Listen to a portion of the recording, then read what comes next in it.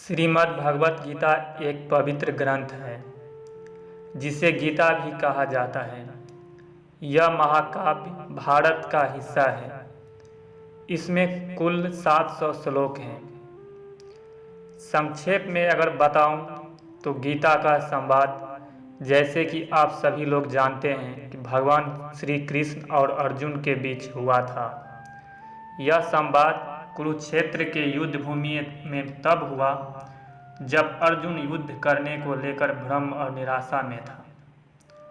अर्जुन अपने कर्तव्य और मोह के बीच उलझ गया।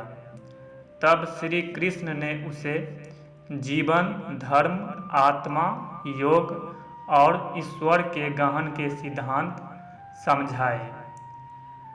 श्री कृष्ण कहते हैं, आत्मा अमर है। जैसे बल्ब टूट जाए लेकिन बिजली खत्म नहीं होती, वैसे ही शरीर नष्ट होता है लेकिन आत्मा नहीं। कर्म पर अधिकार है, फल पर नहीं। किसान खेत में बीज बोता है, मेहनत उसकी है, लेकिन बारिश होगी या नहीं यह उसके हाथ में नहीं है। मनुष्य अपने मन से ही ऊंचाई और नीचाई प्राप्त करता है।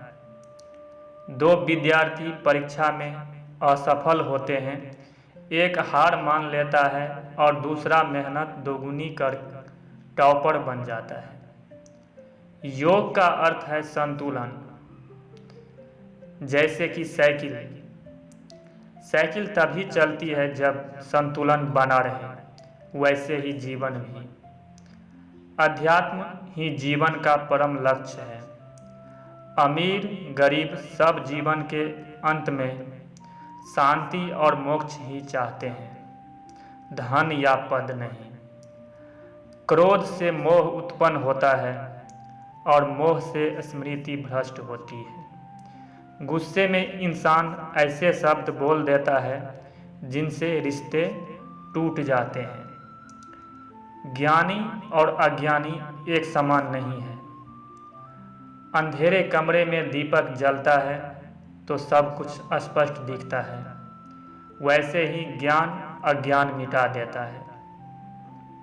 असफलता से मत घबराओ, निरंतर कर्म करते रहो। एडिसन ने हजारों बार असफल होकर भी बल्ब का आविष्कार किया। अहंकार विनाश की जड़ है।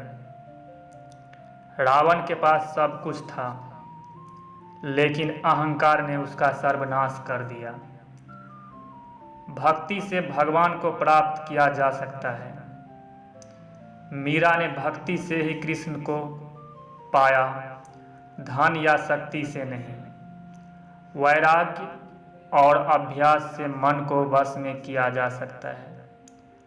योगी रोज ध्यान करते करते मन को शांति में स्थिर कर लेते हैं। इंद्रियों पर नियंत्रण से स्थिर बुद्धि मिलती है। जो स्वाद देखकर जरूरत से ज़्यादा नहीं खाता, वही स्वस्थ रहता है। ज्ञानी के लिए सोना और पत्थर समान है। महात्मा गांधी साधारण कपड़े पहनते थे। उन्हें सोने चांदी की लालसा नहीं थी। जो हुआ वह अच्छा हुआ, जो हो रहा है वह अच्छा हो रहा है, जो होगा वह भी अच्छा ही होगा। नौकरी छूटने के बाद कई लोग बिजनेस में सफल होकर और बड़ा मुकाम पाते हैं। सच्चा योगी वही है जो सब में समान भाव रखे। संत कबीर अमीर गरीब सबको एक जैसा मानते थे।